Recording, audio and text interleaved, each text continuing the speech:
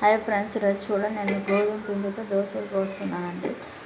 చపాతీ చేసుకున్నాను. చిన్నపిల్లలు ఉన్నప్పుడు కుదరదు కదండి, చిన్నపిల్లల్ని చూసుకుంటూ కుదరదు కాబట్టి నేను ఇట్లా దోశ ప్యాటర్న్ లాగా కొంచెం సాల్ట్ వేసి దోశ ఎలా వేసుకుంటామో అలా కలుపుకున్నాను. తర్వాత ఇలా తీసుకొని ఇలా చిన్నగా పోసుకోవాలండి, అంటే దోశలాగా.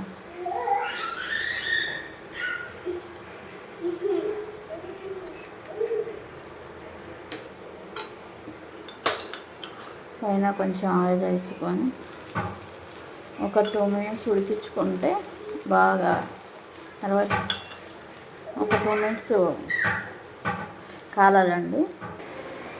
సో కొద్దిగా 2 minutes తర్వాత చూస్తే ఇలా బాగా కాలిందండి.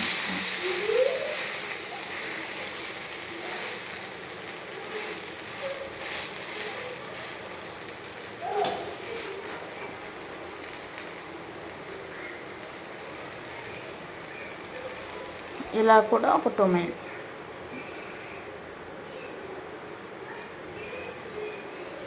తర్వాత చూడండి, సేమ్ చపాతీలాగే ఉంది కదండి. సో కాలినట్టు.